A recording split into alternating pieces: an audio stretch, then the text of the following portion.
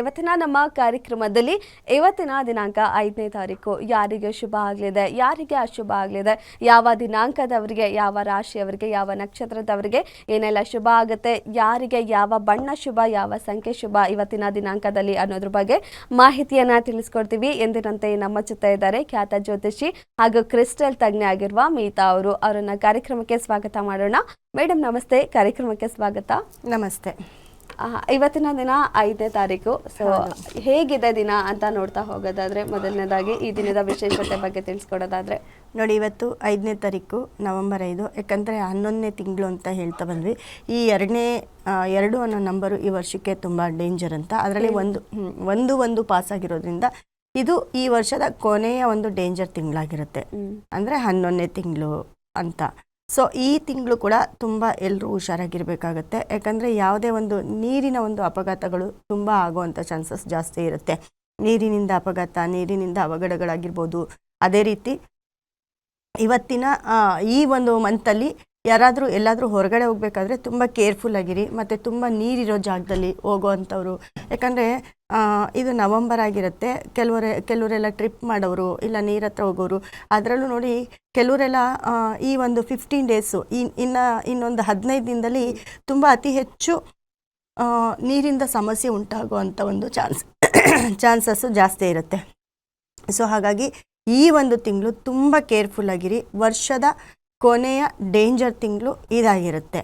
ಇದಾದಮೇಲೆ ಮುಂದಿನ ವರ್ಷಕ್ಕೆ ಯಾವ್ಯಾವ ನಂಬರು, ಯಾವ್ಯಾವ ತಿಂಗಳು ಚೆನ್ನಾಗಿದೆ ಅಂತ ಅದನ್ನು ಸ್ವಲ್ಪ ಟೈಮ್ ತೊಗೊಂಡು ಹೇಳ್ತೀನಿ. ಸೊ ಇವಾಗಿನ ಈ ವರ್ಷದ ಒಂದು ಕೊನೆಯ ಡೇಂಜರ್ ತಿಂಗಳಲ್ಲಿ ಆಲ್ಮೋಸ್ಟ್ ಎಲ್ಲರೂ ಯಾರೆಲ್ಲ 2ನೇ ತಾರೀಕು ಹುಟ್ಟಿರ್ತೀರಾ, ಅದೇ ರೀತಿ ಯಾರು 11ನೇ ತಾರೀಕು ಹುಟ್ಟಿರ್ತೀರಾ, 2, 20, 11, 29ನೇ ತಾರೀಕು ಹುಟ್ಟಿರೋರು, 29 ಇವರೆಲ್ಲ ಕೂಡ ಸ್ವಲ್ಪ ಹುಷಾರಾಗಿರಬೇಕಾಗತ್ತೆ. ಅದೇ ರೀತಿ 9ನೇ ತಾರೀಕು ಯಾರು ಹುಟ್ಟಿರ್ತೀರಾ, 18ನೇ ತಾರೀಕು ಯಾರು ಹುಟ್ಟಿರ್ತೀರಾ, ಇವರು ಕೂಡ ತುಂಬ 27ನೇ ತಾರೀಕು ಯಾರು ಹುಟ್ಟಿರ್ತೀರಾ, ಇವರು ಕೂಡ ತುಂಬ ಹುಷಾರಾಗಿರಬೇಕಾಗುತ್ತೆ. ಅದರಲ್ಲೂ ಈ ಒಂದು ತಿಂಗಳು ಯಾವುದಾದ್ರೂ ಈ ಮಂತ್ ಲಾಸ್ಟ್ ಅಷ್ಟರಲ್ಲಿ ಯಾವುದಾದ್ರೂ ತುಂಬ ಇದೇ ಕಹಿಕರ ಡೇಟ್ಗಳಲ್ಲಿ ಅತಿ ಹೆಚ್ಚು ಯಾವುದಾದ್ರೂ ಬಿಗ್ ನ್ಯೂಸು ಆಗತ್ತೆ. ಹೌದು, ನೀವು ಈ ಮಂತ್ ಸರಿ ಇಲ್ಲ ಅಂತ ಹೇಳಿದ್ರಿ. ಕಳೆದ 2-3 ದಿನದಿಂದ ಸಾಲ ಅಪಘಾತಗಳು, ರಸ್ತೆ ಅಪಘಾತ, ಬಸ್ ಅಪಘಾತ ಅಂತ ಹೇಳಿರ್ಬೋದು, ಟ್ರೈನ್ ಅಪಘಾತಗಳು, ಒಂದೊಂದ್ ಕಡೆ 17-18 ಜನ ಸತ್ತಿರೋದು, ಈ ರೀತಿ ಇನ್ಸಿಡೆಂಟ್ಸ್ ಆಗಿದೆ 2 ದಿನದಲ್ಲಿ. ಈ ರೀತಿ ಇನ್ಸಿಡೆಂಟ್ಸ್ ಆಗಿದೆ. ಮತ್ತೆ ಇನ್ನೊಂದೇನಪ್ಪ ಅಂತಂದ್ರೆ, ಆ ಕಾರ್ ಆಕ್ಸಿಡೆಂಟ್ ಆಗಿರುತ್ತಲ್ಲ, ಆ ಕಾರ್ ನಂಬರ್ ಕೂಡ ಟೋಟಲ್ ಮಾಡಿದಾಗ 2 ಬರೋದು. ಆ ಕಾರಲ್ಲಿ 1 ಪಾಸ್ ಆಗಿರೋದು, 2 ಪಾಸ್ ಆಗಿರೋದು, ಅದೇ ರೀತಿ 9 ಪಕ್ಕ ಇರೋದು, ಈ ಥರ ಇನ್ಸಿಡೆಂಟ್ಗಳು ನಡೀತಾ ಇದ್ದಾವೆ. ಹಾಗಾಗಿ ಇದು ಈ ವರ್ಷದ ಕೊನೆಯ ಡೇಂಜರ್ ತಿಂಗಳಾಗಿರೋದ್ರಿಂದ ಇವಾಗ ಹೇಳಿರೋ ಡೇಟು ಯಾರೇ 2ನೇ ತಾರೀಕು 9ನೇ ತಾರೀಕು ರಿಲೇಟೆಡ್ ಬರ್ತೀರಾ ಅವರೆಲ್ಲರೂ ಕೂಡ ತುಂಬ ಕೇರ್ಫುಲ್ ಆಗಿರಬೇಕಾಗುತ್ತೆ.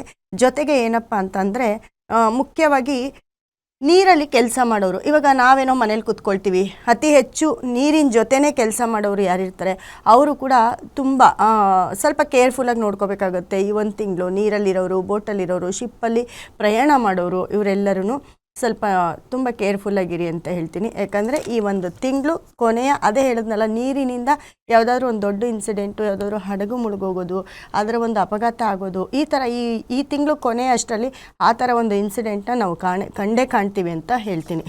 ಇದು ನಡೆಯುತ್ತೆ. ಅದು ಪ್ರಪಂಚದಲ್ಲಿ ಎಲ್ಲಾದರೂ ಆಗಿರ್ಬೋದು.